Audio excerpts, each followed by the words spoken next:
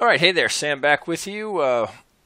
We're Thursday, December 28th, and I had another member interested in an update on OMG, OmiseGo to Bitcoin. We'll take a look at it if we have time here against Bitcoin and the dollar, different counts. Now, I should probably just for consistency, let's go over here to CoinGecko, where I always encourage you to have a look if you're not familiar with the coin. So OmiseGo, it's a relatively new coin. It's only been around for about 6 months, but we're already at a market cap of 1.4 billion. We're at 57 on the scale here. So for a coin that's hit the market that recently to be this high on this scoring and at that kind of market cap, we got a major project here. So you can look at the breakdown here where I think there's always value here. So the majority over here is of the trading a little more than well, not by much, but and then Bittrex, where you get to Bitcoin, is very close to that amount of trading volume. Against the dollar, we have to come down here. It's much lower here. Where's my dollar? So yeah, here it is on Bittrex. So only 3% of it traded against the dollar. You can see against the dollar tether. Majority of it is against Bitcoin. And so since we're close enough here on Bittrex, now I happen to have it over here. I'd already done my work on this. This is a trade that we're in amongst members in the room, and so this was easy enough. So I'm just going to show it to you here on Coinigy. So pretty straightforward. Now there was a few little tricky spots in it here, and you can see, here's where we marked off the entry zone. Here's the entry, and we've got a target up here. So we're trading off of a 3, 4, 5, potentially going up to put in the 5th up here. So working off of a 1, 2, looking for the 3, 4, 5 to complete a 5-wave sequence. So the trading is technical. You can see how these early pivots continue to support the market. So here are the dominant pivots to which I'm deriving this modified shift pitchfork. So you can see here I'm up 50% and over 50% in time for the modified shift, which gives me a pretty clear count here. So I get my 1, 2, then I get a tricky 3, 4, 5 here, because the 4 here, since it's a 1, 2,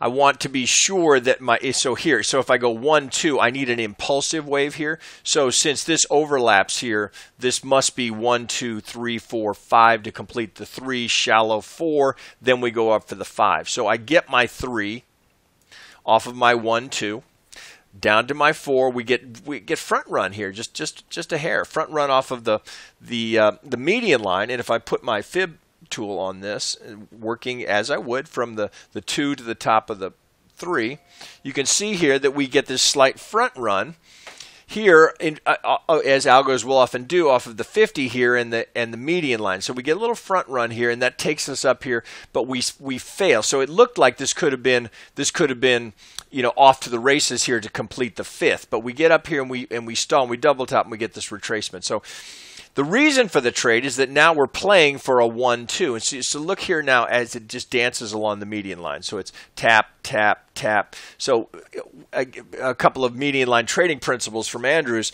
Often the market will pivot either on or right at the median line, and if it doesn't immediately take off, it will hover around it as the market waits to make a definitive break either away from the median line towards the parallels, or, upper or lower. So the fact that we can now analyze this and say, okay, well, if this is my 4th here, now I'm expecting subdivision into my 5th. I have this very large 3, 4. Then it's not unreasonable to anticipate that I would put in a 1, 2 to get subdivision into my 5th. So we can just, as we always would, we can work from here now, our proposed 4th up to our wave 1 high. I can get it right on there. Okay, so there's our wave 1 high. And the opportunity here, now we know a second wave can be anywhere from the 50 to the 786. So the reason for the trade is this action here around the median line. So we come just shy of the 786, and now we've started to move away from it. Now, not enough to where this is a place to be tightening up your stop, because we still don't have impulsive behavior here. We have choppy behavior, and there's the possibility. So if I open this up a bit here, that we have an A wave in here, B, and then we're just chopping to look for some price action here to define this. So we have this count is not solid yet. It's definitely not solid yet. So we need impulsive movement out of this. Now this is fairly good sign that we're starting to move away from the median line, but we're not to the point yet to where you could tighten up a stop and feel confident in that trade. It's off to a good start so far. So here's our 61865 box. Here's the 786. So we hold that. Now this congestion here, we need a little traction to get out of this so that we can come up and now start to project with more confidence for our third. Now here's a reasonable target here. That's the negative 23.6. If this is going to be a good third, we're going to look for more than 100% of the wave 1 projected from our proposed wave 2. So if I look at my alternate price projection tool and I work from the length of my wave 1 from my 2 low, from what I'm proposing as my 2 low, well, here's 100%. So that's kind of interesting here. So we get a little confluence here. So we have the 100% the length of the 1 right in alignment with the 100%. So that algo target with the 100%, that doesn't mean we have to pivot here. We also have the upper parallel here to the median line. So a couple of things which would have you, if we get there, cautiously maybe trailing with a stop, depending on what kind of subdivision we get into that potential third. Higher target here, of course, would be up to our high probability zone. Here's where we'd like to see it. You can see here we get the negative 100, so we get this little box up here. This is the target we're really after. This is the 1618, 175 box. That's our highest probability zone for our third.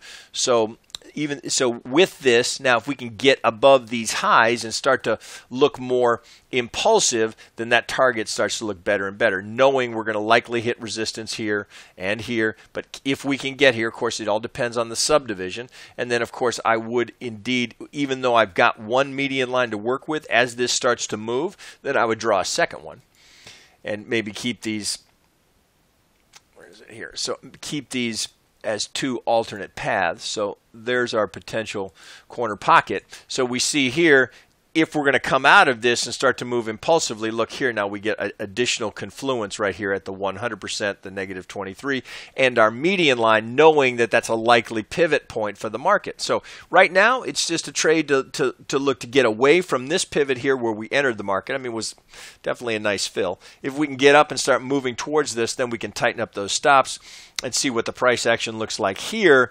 Are we just getting started? Is this potentially the third of the third? Do we have the structure that would support holding, looking for that to get up to our higher probability zone for the third? So right now it's just a wait and see, but movement away from this median line is a good sign. So there's 8 minutes. So that gives us enough time. Let me see if I can look at this relative to the dollar tether. So let's see here. So where did I keep it? So I've got it. Here we go. Okay, so here it is to the tether. Now, much shorter trade well, we've only got 6 months of trade history here. This is where it starts. Here's our lowest low before we start potentially this impulsive move here. Now, I have this in log scale just so that it's easier to see the breakdown, and we can see this just as I was showing you before. So we get our dominant pivots here. So here's our corner pocket trade. Even though we go sideways, eventually we get there, right? So from here, we have an 80% probability of making the median line. That's the corner pocket trade. So I mean, we damn near wick it here. We don't quite get it, but eventually to the tick, right? There it is. So this actually gets a little tricky in here. So it would appear that we get a good leading diagonal. Here's the overlap of the 1. So we know it's a diagonal. We finish here with a 5 wave. So this would appear to be our 1 wave. If that's our 1, then we're looking for that 2. We get a pretty abrupt move down. So one possibility is that we have a 1, 2, 3, 4, 5 up into our 3. That makes sense. I don't love this subdivision down here into what effectively becomes a double bottom, but it potentially plays. Now I'm on a 4-hour, so I could probably get some subdivision into that.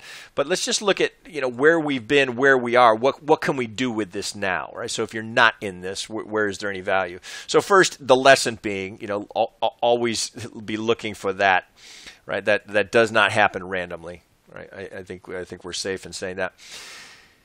So if we're drawing, so pulling my fib tool here from my 2 up to my 3, well, look, we go very deep. So this is uncharacteristically deep for a fourth, and we overlap the 1. So what does that mean? Well, that means, since we know that a diagonal can only be found in a 1 wave or an A wave, if this is going to continue to move bullishly, we have a 1, 2, 1, 2.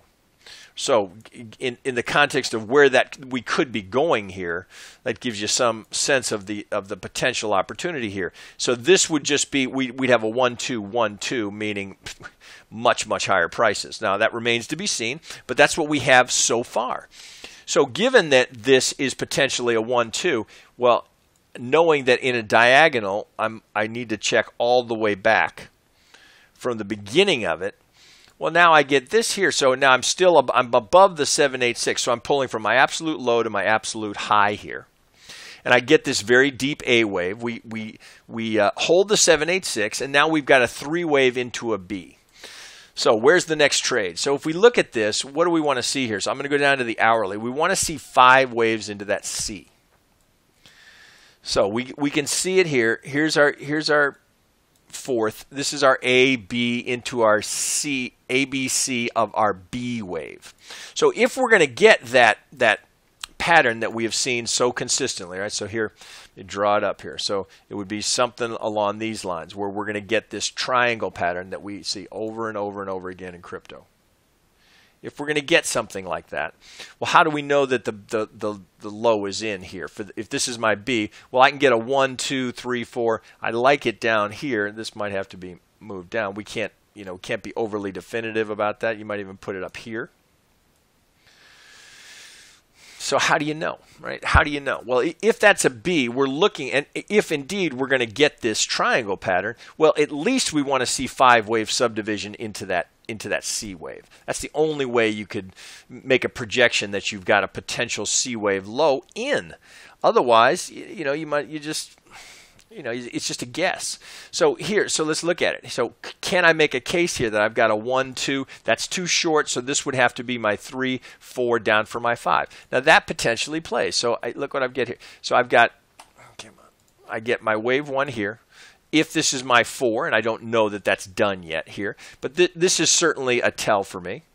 So if I look at this and I start measuring those relationships, does this make sense? Could this play? If this is my 1 and that's my 2, well, here's my high probability zone for my 3 right here at the 786. We've gone a little bit beyond that, but that's still, I can see subdivision here within my 3rd, which I would anticipate seeing, right? So I could go down to the 15-minute if need be, but we're still somewhere in here putting in our 4th. So I would look for a relationship between the 2nd pulled down to the 3rd.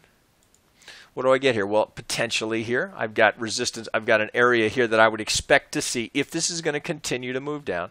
Well, we know a 4th can be from the 38 to the 50, but we could be, note my wave 1 high here. Or pardon me, my wave 1 low is just a few ticks shy of the 618 and right in the pocket of the Vegas wave. So this whole area, since the fact that we've been up here now once already, so that would tell me that potentially if we're going to continue to push a little bit higher here, I'm just setting up for a 4. That's the only way I could be confident in this. Looking for, now if I'm going to get a 4 in here, looking for this move down here for a 5th, and I've got algo targets off of this from my 2 swing to my 4 if indeed we're going to get there. So look what I get down here. So I get my algo target within a couple of ticks of my 618, 65 box that I like. So now if I pull back out, you get a sense of where we are. So if indeed, so this would start to look more like this. Right, if it's going to get there, we don't even know. All I know right now is that I've got a potential A, B, C, and I'm looking for some confirmation that I've got my shallow C wave here that we see over and over again, and that's the only way you can go about it. That's the only way you can know it. Do I have a high? So then, if I get this, and we don't know that we will get this, we're just hypothesizing that if I can get one more push down, that at least gives me pattern. It gives me price, because now I'm at the 61865. That's our favorite entry zone.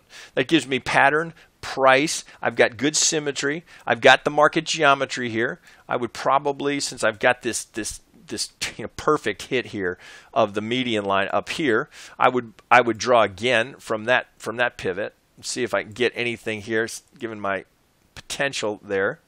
Well, it's awfully steep, so I'd go to my alternates, see if I can get anything that would make sense there. So first I'd try the Schiff. You know, that's a candidate. It would be a deeper move here than I'd like to see. Modified Schiff's going to be even deeper. So I may not have it, but I would certainly keep that on there to keep an eye on it. And if we're going to get a little, I'm looking for some geometry to help me make that decision with more confidence. So maybe that's too big. So maybe that I just have to do something like this and just draw a simple channel on this. And look for this to come down here, and then look for. So if you're uncomfortable with that, right, as I will often tell you, the other option is to wait for some sort of a pivot down here. Let's get a break out of that channel to confirm that we've got our 5-wave in, and we're potentially putting in a 1, and then we look for a 1-2. You know, the risk here is that it moves so high that you've missed the opportunity. The 1 wave gets, it rips up here, and now looking for that 50, now it's hurry up and wait. That's just the risk you take. If you're going to wait for that pivot, well, at least we'd be looking for some resistance here to run into on the 50% on the way back. So that's the alternative, the more conservative approach to it. Look for that 5 wave to complete, a reaction out of this zone if we get there, and then the first retracement. All right, and then so you're looking for the trade based on this pivot, looking for a higher low with the hopes then that if this is my 1-2, then I'm going to move in and get a higher high. Now I've got a potential trend starting.